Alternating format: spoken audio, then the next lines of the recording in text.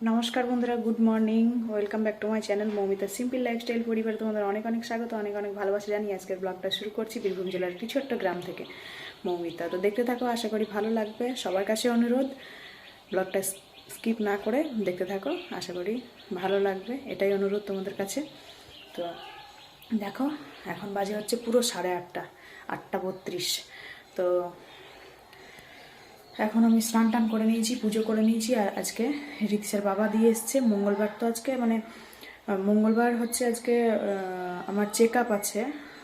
যে আশা দিদিগুলো থাকে না, ওই আশা দিদিগুলো বলে গিয়েছে কালকেই। তো আজকে যেহেতু চেক আপ আছে, তো আমি ওখানে চেক আপ করাবো পাশের গ্রামে, তারপর ওকে নিতে যাব। তো সেই জন্য আমি বললাম যে কবার যাব, কবার আসবো। তো ওর বাবাকে বললাম যে দিয়ে এসো তুমি, আমি তখন চেক আপ করে তারপর নিয়ে আসবো।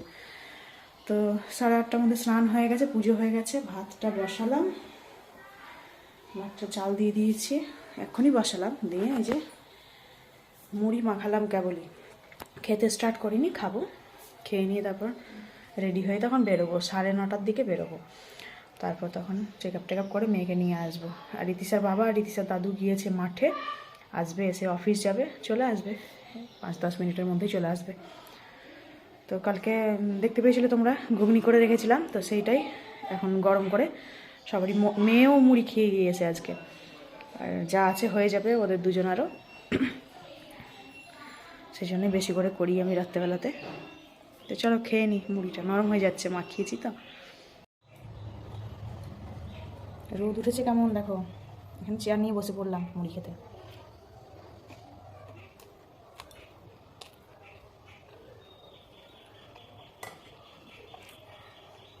আর এই ঘুগনিটা কালকে নিরামিষ করেই করেছিলাম, ফ্রিজে ভরে রেখেছিলাম। এত ভিড় বাজারে, মানে ঈদের জন্য প্রচণ্ড ভিড়।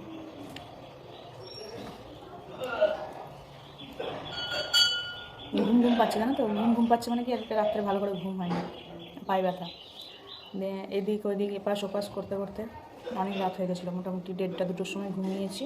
তারপর আবার 6টার সময় উঠলাম মেয়েকে নিয়ে মানে রেডি করতে হবে বলে।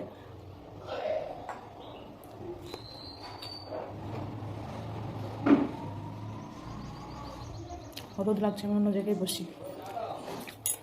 দেখো, এখানে হেলথ সেন্টারে এসেছিলাম, তো আমার কাজ হয়ে গেল, চেক আপ হয়ে গেল। তো আমি বেরিয়ে যাচ্ছি, দিয়ে একটু ক্যামেরা তুলে নিয়েছি।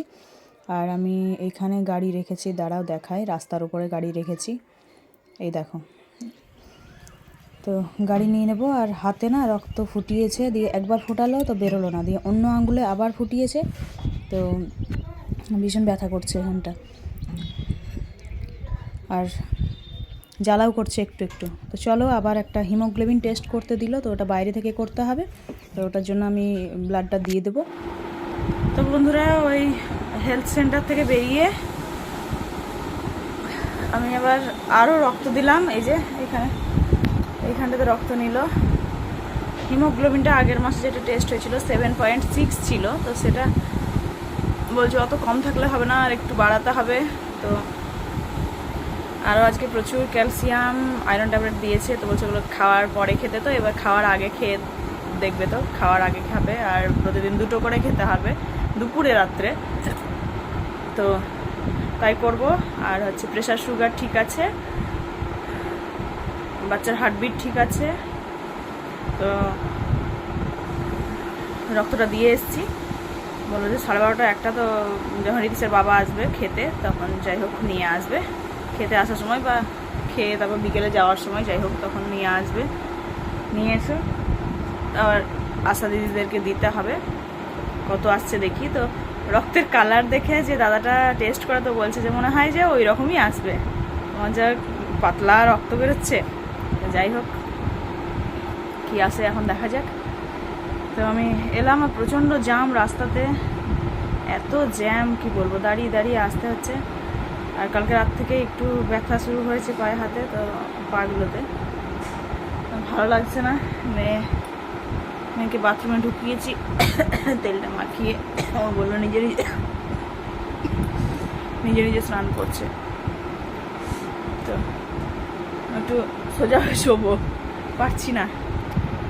আর দেখেছো এখানে যে ফটো ফ্রেমটা ছিল ওটা নেই, সরিয়ে ফেলা হয়েছে, ওই ওপরে দেখতে পাচ্ছ, ওপরে দিয়ে দিয়েছি দেখো।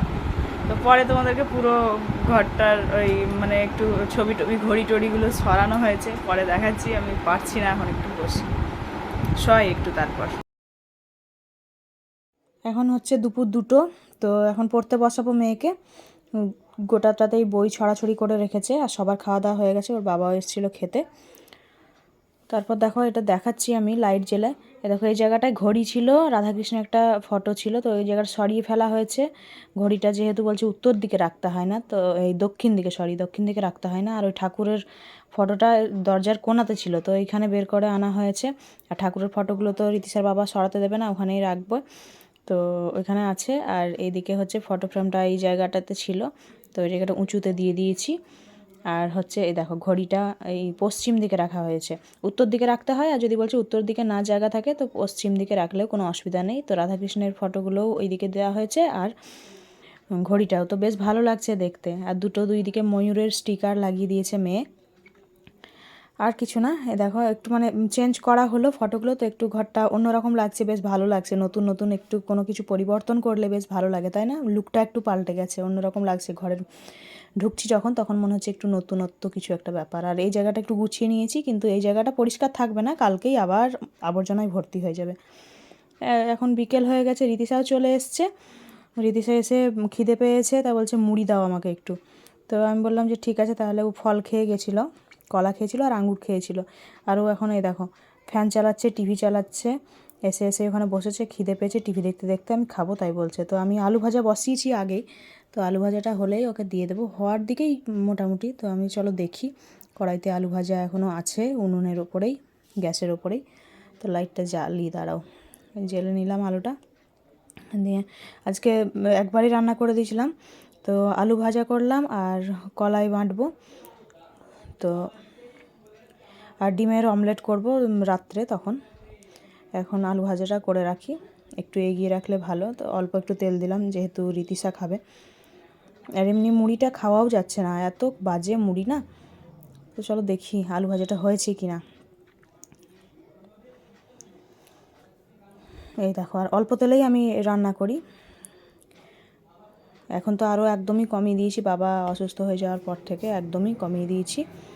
তো আলু ভাজাটা অনেকটাই হয়ে গেছে, আর একটু ভাজা ভাজা করে নেব। ওকে দাঁড়াতে বলি, না তো রেগে যাবে, বলবে যে কই আনছো না এখনও, আমার খুব খিদে পেয়েছে। তো দাঁড়াও, একবার একটু নেড়ে চেড়ে গ্যাসটাকে বাড়িয়ে আমি করে নিই। দেখো হয়ে গেছে, আর একটু নেড়ে নিয়েছি, আর ওকে রীতিশাকে দিয়ে দিয়েছি, ওকে মাখিয়ে দেবো। আমি 2 গাল নেব, দিয়ে ঝাড় দেওয়া হয়নি এখনও, ঝাড়টা দেবো আমি, যেহেতু জানি যে ও এসে খেতে চাইবে, সেজন্য আমি আলু ভাজাটা আগে বসিয়ে দিয়েছি। এখন বাজে মোটামুটি 5:35 মতো দেখতে পাচ্ছি আমি। তো ওকে আগে দিয়ে দিই, মাখিয়ে টাখিয়ে আমিও 2 গাল নিয়ে নিই, তারপর ঝাড়টা দেবো, তারপর সন্ধে জ্বালা টালার পালা আছে। তো শরীরটাও ভালো করছে না আমার, যাই হোক। আর রীতিশা ঘ্যানর ঘ্যানর করছে, আমাকে তাড়াতাড়ি নিয়ে এসো, মুড়িটা আমার নিয়ে এসো, তাই করছে। তো দাঁড়াও মাখিয়ে দিই ওকে, টিভি দেখতে দেখতে খাবে ও। রাত্রেবেলায় পড়তে বসাতে হবে, পড়াশোনা তো করাতেই হবে, কালকে স্কুল আছে যেহেতু, স্কুলের পড়া করাতে হবে। তারপর তো 3 দিন ছুটি পাবে, তখন অতটা চাপ থাকবে না। তো বন্ধুরা, ওকে মুড়িটা মাখিয়ে দিয়ে ও খাবে।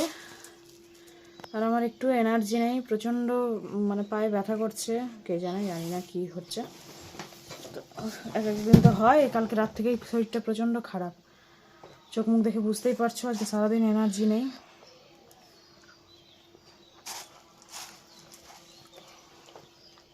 আলু ভাজা আর হচ্ছে কলাই বাঁটবো, এখনও বাটিনি কলাই বাঁটা। আর রিক্সার বাবাকে বললাম ডিম নিয়ে আসবে, ভাত তো আছে দিনাকার, ওই দিন খাবে সবাই। আলুটা ভেজে রাখলাম, রিক্সাকে পড়াতে হবে মানে আমি পাশে শুয়ে থাকবো, ওকে দেখিয়ে দেবো, পড়বে, এই আর কি। আমার চোখে মানে কী হচ্ছে, চোখ মুখে মানে টেনে ধরে আছে মনে হচ্ছে। ঝাঁটটা দেবো, সন্ধে জ্বালবো, আস্তে আস্তে করে করছি, হাঁটতে পারছি না বন্ধুরা, জানো তো। তো আজকের মতো এখানে ভিডিও শেষ করলাম, জানি না কতটুকু হলো, কেমন হলো। তো প্লিজ পাশে থেকো। আর কালকে যদি আবার বেশি অসুস্থ হয়, তাহলে পরশু দিন আর ভিডিও দিতে পারবো না, এই হচ্ছে ব্যাপার। তো দেখা যাক, শনিবার ডেট আছে, আবার দেখাবো ডাক্তার। চলো টাটা। পাশে থেকো সবাই, সুস্থ থেকো সবাই, সাবধানে থেকো। দেখা হচ্ছে পরের একটা ভিডিওতে, পরের দিন কিনা জানি না এখন। টাটা সবাইকে, সবাই সুস্থ থেকো, ভালো থেকো, আমার পাশে থেকো বন্ধুরা।